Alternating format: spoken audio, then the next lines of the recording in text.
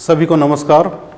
New Catholic mission school Jhabua से आज कक्षा 11वीं और 12वीं 11th और 12th दोनों को एक साथ यहाँ पर स्वागत करता हूँ हिंदी कक्षा में।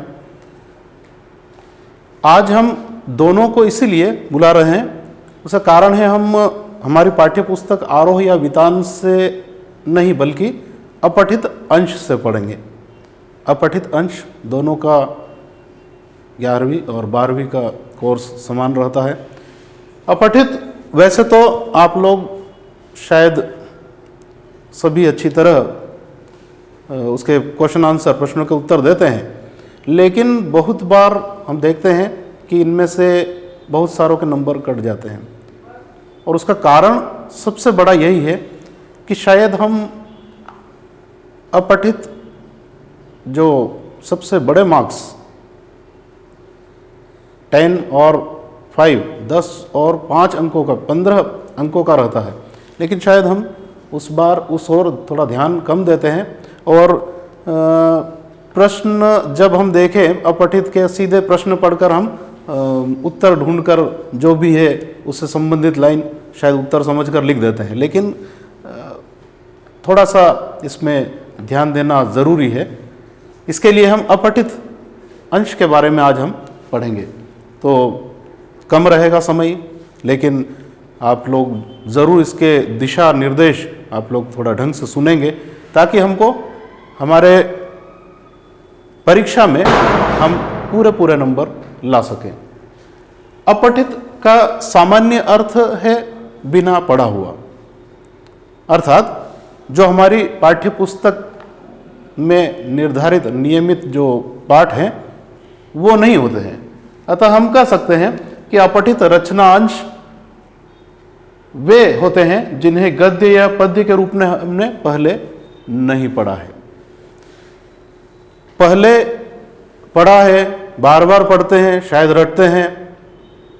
ये क्वेश्चन आंसर हम बहुत बार बच्चों का आपको देखा मैंने, छोटे बच्चे भी ज़्यादा रटने की बात ज़्यादा रखते हैं, लेकिन अपठित या जैसे 12th को पहले मैंने अप्रत्याशित विषयों पर लेखन हम पढ़ा है, तो इसके लिए हमें ये सावधानी ज़रूर रखनी है कि वो हमारा पढ़ा हुआ नहीं है, इसलिए थोड़ा इस ओर थोड़ा ध्यान ज़्यादा देना चाहिए।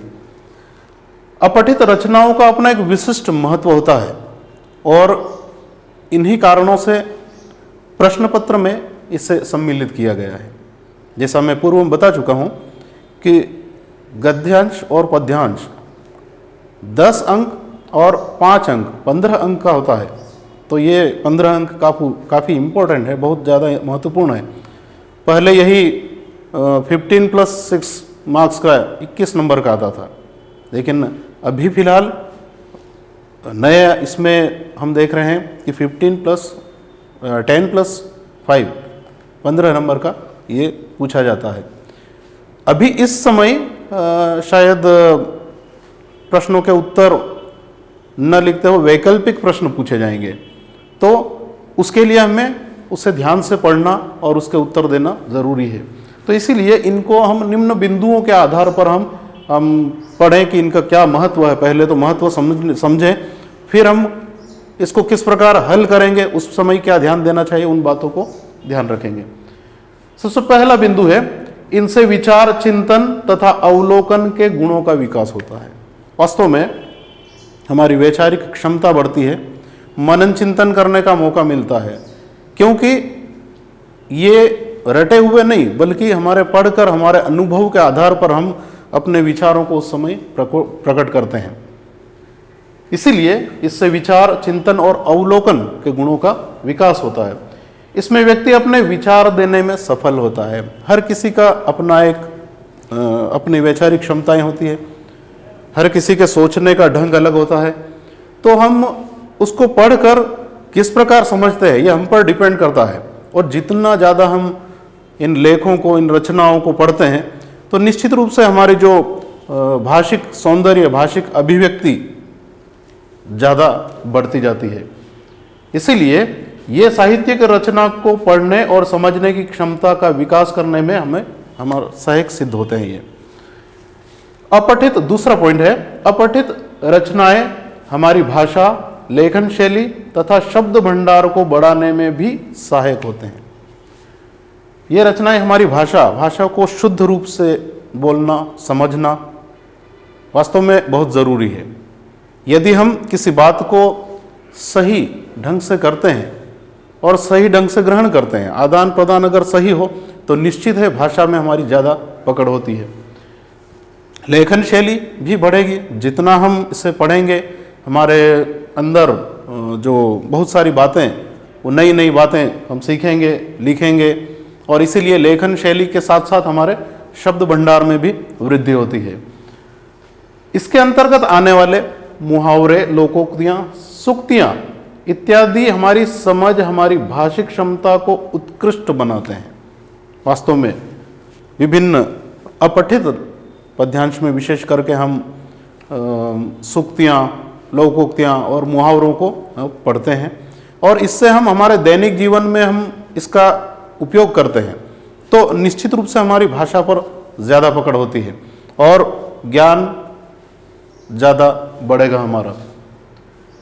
अपठित बोध का अभ्यास स्वाध्याय की भावना विकसित करता है। अपने आप पढ़ने की, रेगुलर हम पढ़ रहे हैं, विभिन्न पाठ्य पुस्तक जो हमारी निश्चित तय कर रखी है बोर्ड द्वारा, वो तो पढ़ते हैं, लेकिन यदि हम अपठित रचनाएं पढ़ते हैं तो उससे हमारे स्वाध्याय, अपने आप पढ़ने की इच्छा और जागृत होती है। विभिन्न लेख हैं, विभिन्न कहानी है, निबंध है या लेख है, विशेष बहुत सारी रचनाएं। जैसे जैसे हम पढ़ते हैं हमारे शब्द भंडार बढ़ता है, लेखन शैली बढ़ती है, भाषिक अभिव्यक्ति बढ़ती है, तो हमें पढ़ने की और इच्छा होगी, और यदि पढ़ने की इच्छा होगी तो स्वाध्याय, स्वयं अध्याय, स्वयं पढ़ने की इच्छा, ये भावना ज़्यादा विकसित होती है। इससे पढ़ने के प्रति स्वाभाविक रुचि पैदा होती है। वास्तव में हम इन बातों को, अपठित अंशों को यदि हम पढ़ते हैं तो विभिन्न लेखकों के अपने विचार रहते हैं, तो जितना ज़्यादा पढ़ेंगे उतनी ही हमारी रुचि बढ़ेगी। अपठित काव्यांश और गद्यांश, दो प्रकार से प्रश्न पूछे जाते हैं, दो प्रश्न। काव्यांश का उद्देश्य विशेष करके अर्थ जानना, भाव समझना, विश्लेषण करना, काव्य सौंदर्य को समझना और भाषा शैली को पहचानना, ये मुख्य रूप से हम काव्य के अंतर्गत, इसके अंतर्गत हम रसचंद अलंकारों को भी पढ़ते हैं जो काव्य सौंदर्य के अंतर्गत। तो जितने ज़्यादा हम पढ़ेंगे उतने ही हम में क्षमताएं बढ़ेगी निश्चित रूप से। और तब ये जैसे लिखा यहाँ पर कि भाषा शैली को पहचानना आदि विद्यार्थियों की क्षमता को परखना होता है। अपठित काव्यांश के अंतर्गत विद्यार्थियों को मूल भाव, भावार्थ या अर्थ, व्याख्या, केंद्रीय भाव को समझकर उसका सावधानी पूर्वक, ये दोनों में करेंगे हम, अपठित गद्यांश में भी और काव्यांश में भी, दोनों में सावधानी पूर्वक, गंभीरता और गहनता से अध्ययन करना आवश्यक होता है। तो ये अपठित बोध का अपना एक बहुत बड़ा महत्व होता है। इससे हम समझें, पहले केवल ये नहीं हम कि केवल प्रश्नों के उत्तर देना है और पढ़ लिया, प्रश्न के उत्तर जैसे तैसे हमने ढूंढे और लिख दिया, ऐसा नहीं है। जैसे जैसे पढ़ेंगे तो हमारी भाषिक सौंदर्य का विकास होता है। जैसे जैसे हम ज़्यादा पढ़ेंगे हमारे ज्ञान का भंडार, शब्द भंडार, लेखन सभी बढ़ता है। अपठित गद्यांश पद्यांश को हल करने के तरीके के बारे में बात करते हैं। बहुत बार मैं बार बार बोल रहा हूँ कि आप लोग बहुत बार केवल सीधे प्रश्नों की ओर चले जाते हैं, प्रश्न पढ़कर उसे सीधे सीधे ढूंढना, ऐसा नहीं करना चाहिए, क्योंकि ये काफ़ी अधिक अंक कहलाते हैं। 15 मार्क्स, 15 नंबर ज़्यादा होते हैं। इसीलिए सर्वप्रथम दिए गए अपठित गद्यांश पद्यांश को 2-3 बार ध्यानपूर्वक पढ़कर मूल भाव को भली भांति समझना। सबसे पहले गद्यांश या पद्यांश को पढ़ना 1-2-3 बार पढ़ो, उसमें किसके बारे में लिखा है, उसका मूल भाव क्या है, वास्तव में एक लेखक या कवि किसके बारे में बात कर रहा है, क्या कहना चाहता है, इस भावना, इस मूल भाव को यदि हम नहीं समझेंगे तो शायद हम उत्तरों में गलती करेंगे। इसलिए मूल भाव को भली भांति पहले समझना चाहिए। उसको पढ़ने के लिए, पढ़ते हुए यहाँ अपठित गद्यांश पद्यांश में दी गई महत्वपूर्ण सूचनाओं को रेखांकित करते रहना चाहिए। जैसे जैसे हम पढ़ते हैं, कुछ कठिन शब्द आए हैं, कुछ मुहावरे, उनको अंडरलाइन, रेखांकित करना चाहिए, ताकि हम दूसरी बार यदि उसे पढ़ेंगे तो निश्चित रूप से उस पर और ज़्यादा ध्यान दिया जाएगा और हम हमारे प्रश्नों के उत्तर आसानी से दे सकते हैं। तो इस प्रकार प्रश्नों को हल करने में आसानी होगी। आप लोग अंडरलाइन करते हुए जो भी कठिन शब्द लगे, जो भी आपको कोई विशिष्ट ये लगे, आप लोग उस पर अंडरलाइन करें, रेखांकित करें और फिर उसके मूल भाव को समझते हुए दूसरी बार पढ़ें। निश्चित रूप से हमें उत्तर देने में आसानी होती है। व्याकरण संबंधी प्रश्नों के लिए अपठित गद्यांश में दिए गए कठिन शब्दों, मुहावरों आदि को रेखांकित करना।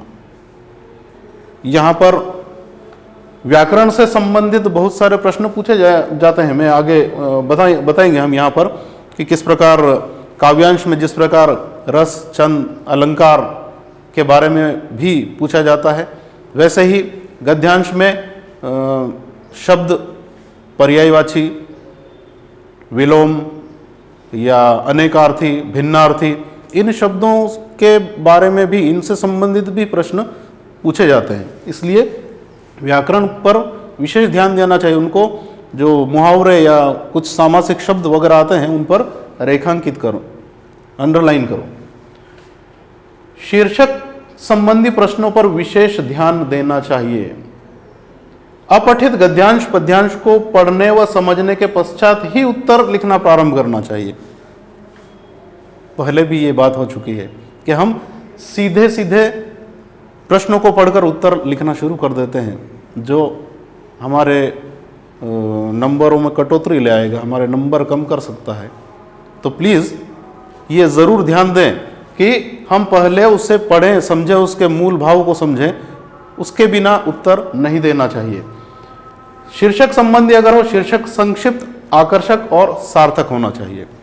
बहुत बार अपठित गद्यांशों में प्रथम पंक्ति या अंतिम पंक्ति में इनका शीर्षक छुपा हुआ रहता है। बहुत बार, अधिकतर, कम कुछ तो बीच में भी रहता है, या फिर विषय वस्तु के आधार पर उसके मूल भाव को समझकर उसका उत्तर शीर्षक देना पड़ता है। तो इन बातों को ध्यान दें। शीर्षक पूरा संपूर्ण वाक्य का नहीं है ना, एक दो पंक्ति का नहीं, बल्कि संक्षिप्त, आकर्षक और सार्थक होना जरूरी है। काव्य में प्रयुक्त अलंकार, रस, छंद आदि भाषिक बिंदुओं को गंभीरता से हल करना चाहिए। इसमें हम बहुत बार गलती कर बैठते हैं, विशेषकर अलंकारों में। कौन सा अलंकार कहाँ, ये बात कविता हमारी पाठ्य पुस्तक आरोह से कविता पढ़ते हुए मैं काफ़ी बार बता चुका हूँ। अलंकार और छंद से संबंधित प्रश्नों को किस प्रकार हल करना, किस प्रकार कहाँ पर अलंकार, कौन सा अलंकार उपयुक्त होता है, तो उनकी परिभाषा आप लोग पढ़ो। उनके जितने उदाहरण पढ़ेंगे वैसे वैसे हमको ज़्यादा अनुभव होता जाएगा, ज्ञान बढ़ता जाएगा और अलंकार हम सरलता से समझ पाएंगे। नहीं तो एक बार हम या दो बार हमने केवल सुना और उसके बाद हम समझेंगे कि हम हमेशा कर सकेंगे, तो ऐसा नहीं सोचना चाहिए। ये ज़रूर आप लोग इसके लिए निरंतर पढ़ो, समझो। अंत में एक बार सभी प्रश्नों के उत्तरों को ध्यानपूर्वक पढ़कर जांच कर लेना चाहिए। मैं बार बार कह रहा हूं कि अधिक अंकों का रहता है और इसमें हम देखकर ही लिखते हैं, इसलिए नंबर या अंक हमारे कटने नहीं चाहिए। इसलिए अंत में एक बार सभी प्रश्नों के उत्तर पुनः ध्यानपूर्वक जरूर पढ़कर जांच कर लेना चाहिए। नहीं तो हड़बड़ाहट में हम जल्दबाजी में बहुत बार गलती करते हैं। बहुत बार मैंने देखा कि बहुत सारे विद्यार्थी इन अपठित गद्यांशों को प्रश्न लिखकर छोड़ देते हैं, बाद में करेंगे, और आखिरी में जब 5-1 मिनट 2-4 मिनट रहती उसमें जल्दबाजी में जो भी उत्तर, तो ये गलत तरीका है। हमारा किस प्रकार हमें हल करना है, इन बिंदुओं को हम समझें, घर पर भी एक बार इसे ज़रूर पढ़ना। इसके अंतर्गत जो पूछे जाने वाले प्रश्न रहते हैं अपठित गद्यांश में, उसमें वाक्य रचना के आधार पर भी प्रश्न पूछे जाते हैं। हमने 10th में वाक्य रचना को पढ़ा है। रचना के आधार पर सरल, संयुक्त और मिश्र वाक्य 3 प्रकार के वाक्य होते हैं। तो कभी वाक्यों का रूपांतरण करना, इस प्रकार के प्रश्न आ जाते हैं। अभी फिलहाल अगर हम देखें वैकल्पिक प्रश्न, तो ये इनमें से कौन सा वाक्य हो सकता है, सरल, संयुक्त या मिश्र, उनको पहचानना, तो ये छोटी कक्षा में 10वीं में और 9वीं में हमने पढ़ा है। इसी प्रकार शब्दों के प्रकार के आधार पर भी प्रश्न पूछे जाते हैं। इसमें पर्यायवाची, समानार्थी, अनेकार्थी, एक ही शब्द के जो अनेक अर्थ निकलते हो, जैसे कर, हाथ को भी कर कहेंगे, टैक्स कहते हैं, हाथी की सूंड को कहते हैं। इस प्रकार ये भी हमने पढ़े हैं। भिन्नार्थी या सम उच्चारित भिन्नार्थी, बोलने में समान लेकिन अर्थ भिन्न होता है, तो शीघ्रता हम देखने बाजी में गलती करते हैं और उसका हम गलत लिख देते हैं। सो उस बात को भी ध्यान रखना चाहिए। जैसे ग्रह गृह में अंतर है, जमीन आसमान का। क्षिति क्षति में अंतर है, क्षिति यानी पृथ्वी, तो क्षति यानी नुकसान। इसी प्रकार विपरीतार्थी या विलोम शब्द लिखने के लिए भी बहुत बार परीक्षा में पूछे गए हैं। इसके अलावा समास भी पूछे गए हैं। सामासिक शब्दों में समास को पहचान कर लिखना कि कौन सा समास है। हमने पहले पढ़े हैं अव्ययी भाव समास, जिसका प्रथम पद अव्ययी हो और वही प्रधान हो। तत्पुरुष समास, जिसका उत्तर पद प्रधान हो। द्विगु समास, जो संख्यावाची विशेषण, पहला पद जो संख्यावाची विशेषण होता है। द्वंद्व में दोनों पक्ष बराबर होते हैं, माता और पिता, जैसे माता पिता। कर्मधारय और बहुब्रीहि समास, इन समासों के बारे में भी अपठित गद्यांश के अंतर्गत पूछे गए हैं प्रश्न।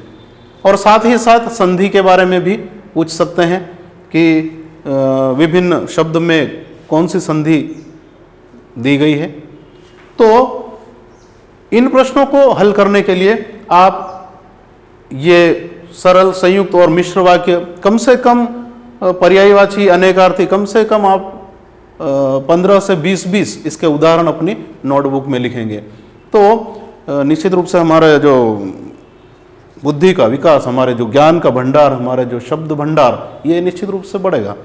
और एक बार पुनः मैं फिर कहता हूँ कि अपठित बोध, अपठित काव्यांश और गद्यांश दोनों 5+10 है ना, 5 और 10 काफ़ी बड़े अंक होते हैं।